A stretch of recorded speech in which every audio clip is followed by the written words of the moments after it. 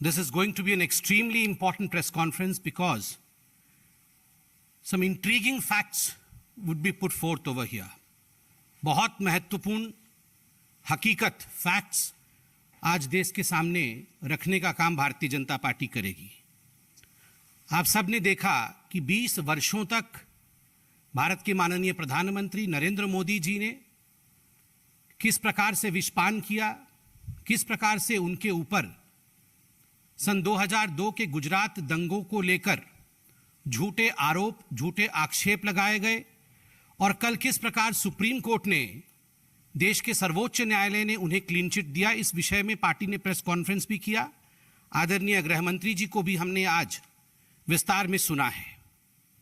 बंधुगण, कोर्ट ने कुछ ऑब्जर्वेशंस कल दिए थे। सुप्रीम कोर्ट ने न केवल ऑब्जर्वेशन अपितु लिखित वर्डिक्ट भी दिया है। मैं उनमें से कुछ अंश आपके सामने रखूंगा क्योंकि आज न्यूज ने दिखाया है कि कुछ लोग डिटेन हुए हैं। तीस्ता, सितलवाड़ इत्यादि कुछ लोग आज डिटेन हुए हैं। वो क्यों डिटेन हुए हैं, उनके पीछे किस प्रकार का एक षड्यंत्र का जीवन उनका रहा है, ये सारे कच्चे चिट्ठे के साथ आज भारतीय जनता पार्टी अपने केस को रखेगी। कल सर्वोच्च न्यायालय ने कहा, The proceedings have been pursued for the last 16 years to keep the pot boiling, obviously for ulterior design. 16 वर्षों से ये जो केस चल रहा था कहीं ना कहीं एक अल्टीरियर डिजाइन अर्थात षड्यंत्र के अंतर्गत चल रहा था और इस विषय को जीवित रखने के प्रयास से चल रहा था। कोर्ट ने आगे कहा, all those involved in such abuse of process need to be in the dock and proceeded with in accordance with law. Supreme court, सर्वोच्च न्यायालय ने स्पष्ट शब्दों में कहा है कि ऐसे तमाम लोग, जिन लोगों ने खिलवाड़ किया, जिन लोगों ने षड्यंत्र रचे, उनको भी कानून के मुताबिक न्यायालय के समक्ष आना होगा और कानून का सामना करना पड़ेगा। They have to be in the dock, अर्थात ऐसा नहीं है कि वो इतने वर्षों तक षड्यंत्र करते रहेंगे और बच के निकल जाएंगे। जो उन्होंने किया है उसका कर्मफल इस देश के कानून के हिसाब से उन्हें भी भुगतना पड़ेगा। तीसरा, सुप्रीम कोर्ट ने टिप्पणी किया है, it appears to us that a coalesced effort of the disgruntled officials of the state of Gujarat along with others was to create sensation by making revelations which were false to their own knowledge.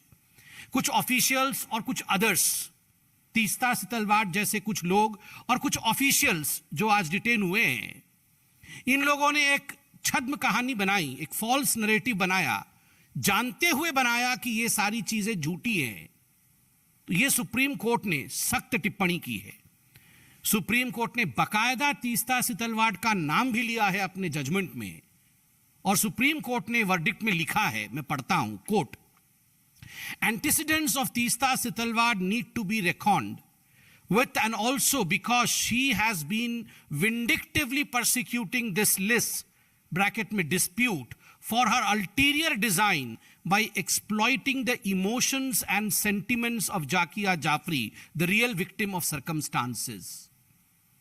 Supreme court ने कहा है कि तीस्ता, सितलवाड़ के antecedents की जांच करनी होगी, पता लगाना होगा कि ये तीस्ता, सितलवाड़ जिसने इस डिस्प्यूट को इतने लंबे खींचने की कोशिश की और जो विक्टिम थे उनके इमोशंस का प्रयोग करते हुए उसने अपने अल्टीरियर डिजाइन अर्थात अपने षड्यंत्र को उसने अंजाम दिया। तो तीस्ता, सितलवाड़ के पीछे जो षड्यंत्र था, नीड टू बी रेकॉन्ड, उसका पता लगाना होगा। तो आज ये जो पता लगाने की प्रोसेस चल रही है, बहुत सारे प्रश्न ऐसे हैं जिनका आज देश के सामने हम जवाब रखना चाहेंगे। I have number of documents, समय कम है, मैं ये सारे डॉक्यूमेंट्स आपके सामने पढ़ नहीं सकता, मगर किस प्रकार से तीस्ता, सितलवाड़ एंड कंपनी ने देश को बरगलाने का काम किया गुजरात के दंगों को लेकर, मैं कुछ उदाहरण रखूंगा। जाकिया जाफरी किसके निर्देश पर काम कर रही थी, उनको डिक्टेशन कौन दे रहा था, और केवल जाकिया जाफरी नहीं, कई ऐसे विटनेस थे देश में गुजरात दंगों को लेकर जिनको ट्यूटर और डिक्टेशन देने का काम तीस्ता सितलवाड़ की जो एनजीओ थी वो एनजीओ कर रही थी। और बड़ा आश्चर्य का विषय है, मैं कुछ उदाहरण दूंगा, आप सब इस उदाहरण को जानते हैं। कौसर बानो नाम आपने सुना होगा। कौसर बानो वो महिला थी जो एक नरेटिव बनाया गया कि शी वॉज प्रेग्नेंट और छुरी से उनके गर्भ को काट करके बच्चे को मार दिया गया। और ये फैलाने का काम, इस नरेटिव को फैलाने का काम तीस्ता सितलवाड़ एंड कंपनी ने किया था। बाद में ये पोस्टमार्टम में मालूम पड़ा कि उनकी डेथ, कौसर बानो की डेथ जलने से हुई थी और ये पूरी की पूरी कहानी फर्जी थी। ठीक उसी प्रकार नानूमिया मालिक, ये नरोदा गांव केस में है, उन्होंने बड़े स्पष्ट रूप से कहा है कि मदीना एक महिला जो शादीशुदा थी और उनका जो रेप राइटर्स ने किया है, दंगाइयों ने जो रेप किया है, ये पूरी मनगढ़ंत कहानी तीस्ता सितलवाड़ की थी। But Malik told the SIT that Madina's rape was an accusation put forth at the behest of Teesta Setalvad. Madina has also denied the charge. ये एक लीडिंग अखबार ने और एक लीडिंग न्यूज एजेंसी ने छापा बाद में।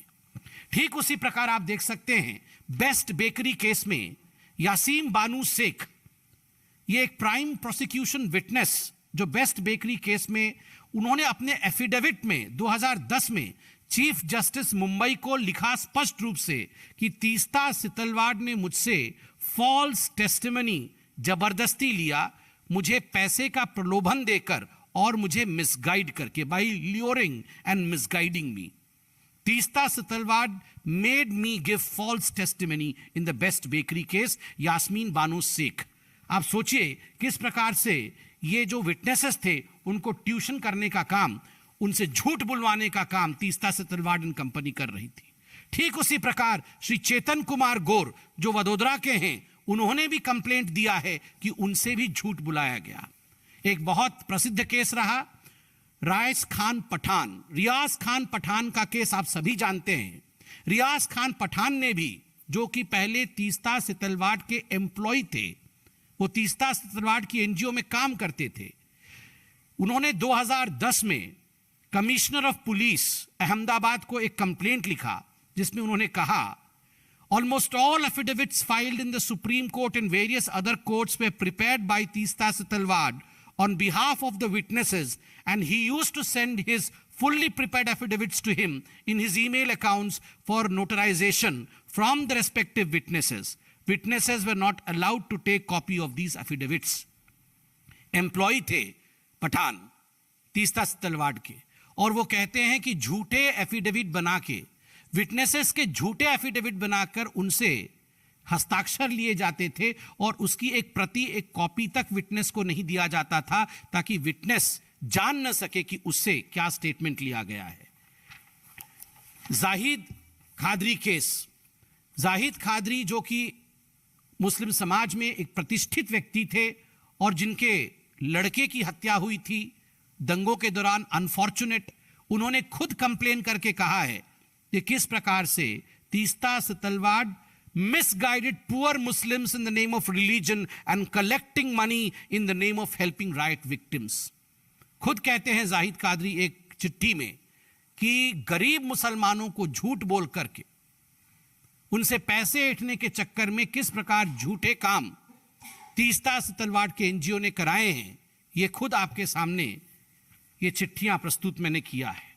अब केवल यही पक्ष नहीं था कि तीस्ता सितलवाड़ विटनेसेस को मिसगाइड कर रही थी, बिना विटनेसेस के जाने उनके एफिडेविट सबमिट कर रही थी और न्याय प्रणाली पर चोट कर रही थी।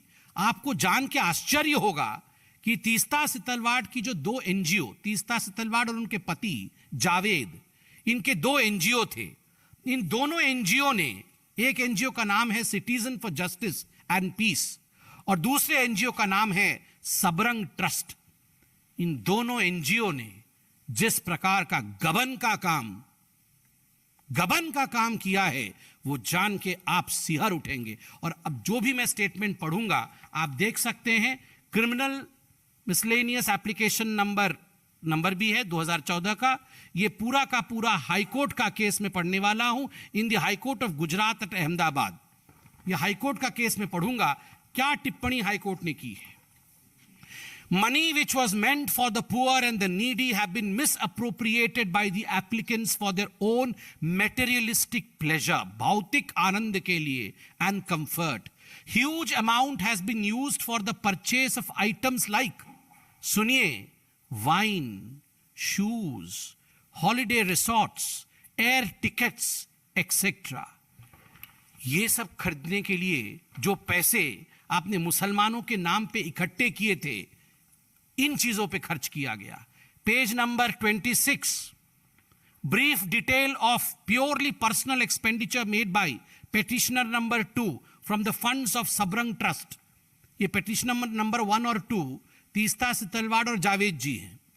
The data receive from the union bank of India shows that substantial amounts were spent by petitioner number 2 was towards shopping, entertainment, foreign goods purchase, domestic requirements and others, hair salon expenses, Mona Lucky stores, Reliance Fresh, beauty stores, cottage industries, Royal Fashion Corner, medicines, cakes, shoes from ये कौन सी company है, Vogel shoes Geneva, ये हम लोग भी नहीं जानते हैं। मतलब कुल मिलाकर के करोड़ों खरबों रुपए गरीबों के नाम पे आप कलेक्ट करिए और इन करोड़ों रुपए को अपने ऐशो आराम के लिए उड़ाएं। ये हम नहीं कह रहे हैं, ये कोर्ट कह रही है। Paragraph number 8, page number 37, high court. The statements of the 13 witnesses recorded till date clearly indicate that not a single rupee is received by them towards financial aid or rehabilitation or construction of museum. Museum बनाने के नाम पे Gulberg society, जिसके विषय में आज ये चर्चा हो रहा है, उनके बासिंदों से हस्बैंड वाइफ तीस्ता सितलवाड़ और जावेद जी ने पैसे इकट्ठे किए और उन पैसों का क्या किया? क्या वहां म्यूजियम खोला? क्या गुलबर्ग सोसाइटी के लोगों को एक अठन्नी चवन्नी देकर उनकी मदद की? नहीं। The statements of the 13 witnesses recorded till date clearly indicate that not a single rupee is received by them towards financial aid or rehabilitation or construction of museum. Investigations has revealed that it is only after the publication of interviews, photographs, articles relating to Gujarat riots, and more particularly after the massive campaign in 2008 onwards for collecting funds for establishment of Museum of Resistance for the Gulbarg Society, that funds started flowing into the two NGOs in crores, 44% of which in the Sabrang Trust and 35% of the CJP have been transferred to their personal accounts. ये पैसे गरीबों से लेकर के personal account में गए, आप सोच के देखिए। और मैं आपको बता दूं, 2010 से लेकर 2013 के बीच में ये सबरंग ट्रस्ट को सोनिया गांधी जी के कहने पर तत्कालीन यूपीए की सरकार ने और पर्टिकुलरली एचआरडी मिनिस्ट्री ने एजुकेशन के नाम पे लगभग 1.4 करोड़ रुपया दिया था। और आपको जान के आश्चर्य होगा, एजुकेशन पे खर्चा करना था, मगर ये लगभग 1.5 करोड़ रुपए जो सोनिया गांधी जी के कहने पर दिया गया था तीस्ता सितलवाड़ को, तीस्ता सितलवाड़ ने पैम्पलेट, मोदी जी के खिलाफ पैम्पलेट बांटने में, हिंदुस्तान को बदनाम करने के लिए, वो भी सब मैं पढ़ूंगा अभी कि किस प्रकार पाकिस्तान गए हैं उस पैसों से, पाकिस्तान में जाकर वहां उन्होंने इंडिया के खिलाफ बदनामी का काम किया है, ये सब भी बताऊंगा। कोर्ट अंत में कहती है, आपको जान के आश्चर्य होगा, have gone through the materials on record, जज साहब कहते हैं, have gone through the materials on record, I have notice something very shocking and at the same time extremely sad. मैं बहुत दुखी हूं, ये जज कहते हैं, बहुत शॉक्ड हूं। There are serious allegations against the applicants of misuse and misappropriation of huge amount received by them through various donors. The money which should have gone to the poor and the needy appears to have been prima facie misused for their personal pleasure and comfort. Although in the course of lengthy arguments, it was vehemently submitted that the applicants are ready and willing to cooperate with the investigation, yet I have noticed that there is no cooperation worth the name. It is only after the arguments, etc., etc. आप सोच के देखिए कि अपने व्यक्तिगत भौतिक मजे के लिए वाइन, चप्पल, जूते, इन चीजों के लिए किस प्रकार से तीस्ता सितलवाड़ और कंपनी ने ये पूरे पैसे उड़ाए हैं और क्या क्या काम किया है। आज फाइल समाप्त नहीं होगी, इतनी मोटी है। 20 साल से ये सत्य भी इकट्ठा होता जा रहा है। आपको जान के आश्चर्य होगा कि ये तीस्ता सितलवाड़ अकेली नहीं थी। Who was the driving force behind Teesta Setalvad? ये जो लोग, जिन लोगों ने न्याय प्रणाली के साथ धोखा किया, ये जो लोग जिनकी अल्टीरियर डिजाइन्स थे, जिनके विषय में कल सख्त टिप्पणी सुप्रीम कोर्ट ने किया है, इसके पीछे ड्राइविंग फोर्स कौन था? Who was the driving force? Sonia Gandhi and the Congress party. मैं सोनिया गांधी क्यों कह रहा हूं? Why was Sonia Gandhi the driving force? आप सभी जानते हैं कि सोनिया गांधी जी की जो एनएसी थी, जो एक्स्ट्रा कॉन्स्टिट्यूशनल बॉडी जो सोनिया गांधी ने बनाया था, नेशनल एडवाइजरी काउंसिल, उसकी एक सदस्य तीस्ता सितलवाड़ भी थी। और बंधुगण, सोनिया गांधी जी ने तीस्ता सितलवाड़ जी से स्पेशल आग्रह किया था कि जो communal violence bill, prevention of communal and targeted violence, access to justice and reparations bill 2011, इसमें तीस्ता सितलवाड़ बढ़ चढ़ के भाग ले और उसको ड्राफ्ट करने में मदद करे। आपको क्या लगता है, ये करोड़ों रुपए का गबन, झूठ, फरेब, जब तक कि फर्स्ट फैमिली का सपोर्ट ना हो, जब तक कि सरकार का सपोर्ट ना हो, यह संभव था क्या? बिल्कुल नहीं। बंधुगण, आरबी श्री कुमार, पूर्व डीजी गुजरात के, उनका नाम भी आया है।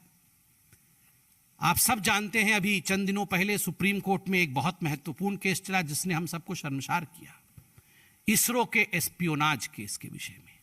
एस नंबी नारायणन, बुजुर्ग हमारे साइंटिस्ट जिन्होंने देश के लिए काम किया, जिस प्रकार से उनके खिलाफ षड्यंत्र रच करके उन्हें फंसाने का और उन्हें मलाइन करने का काम आरबी शिव कुमार ने किया, सुप्रीम कोर्ट ने इसकी भी टिप्पणी की है। सुप्रीम कोर्ट ने आरबी शिव कुमार को भी अपने सामने प्रस्तुत होने के लिए बुलाया है। तो स्वाभाविक है, ये षड्यंत्र केवल गुजरात के खिलाफ नहीं, ये जो षड्यंत्रकारी थे, ये षड्यंत्रकारी भारत के हर फ्रंट में षड्यंत्र करने में व्यस्त थे। और आज अगर देश का सर्वोच्च न्यायालय सुप्रीम कोर्ट ने सख्ती के साथ कहा है कि they wanted to keep the pot boiling and they have to be brought to the dock, उन्हें भी सामने आना होगा और उन्हें भी इस न्याय चक्र को देखना होगा, उसका सामना करना होगा।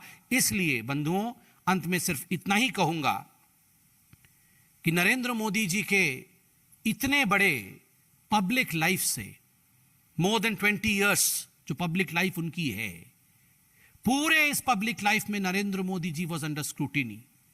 फंसाने, डराने, धमकाने, झूठे एलिगेशंस में फंसाने की चेष्टा उन्हें की गई। एक पल भी प्रधानमंत्री नरेंद्र मोदी जी धैर्यच्युत नहीं हुए, कभी भी धीरज नहीं खोया उन्होंने। और he had complete faith in the system, judiciary में कंप्लीट फेथ दिखाया। कभी एक भारतीय जनता पार्टी के कार्यकर्ता को नहीं कहा कि एसआईटी के बाहर आके टायर जलाओ और यहां दंगा करो। ऑपोजिशन से आज यही गुजारिश है कि now it is your turn to face the truth, because remember, truth has this uncanny habit of showing up its head. कभी ना कभी सत्य सामने आकर ही रहता है। सत्य को छिपाया नहीं जा सकता, सत्य को मिटाया नहीं जा सकता, सत्य को डराया नहीं जा सकता। बहुत बहुत धन्यवाद बंधुओं। कोई प्रश्न हो इसी विषय पे तो आप पूछ सकते हैं। धन्यवाद।